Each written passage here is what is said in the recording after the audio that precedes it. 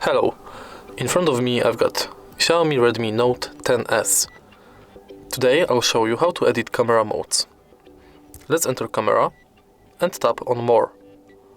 Now tap on edit, and to add tiles to start screen, tap and hold and drag them to start screen.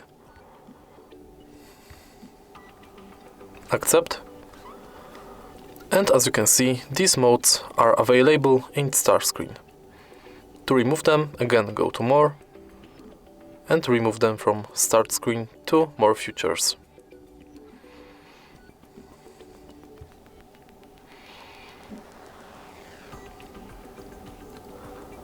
If you find this video helpful, please leave like, comment and subscribe.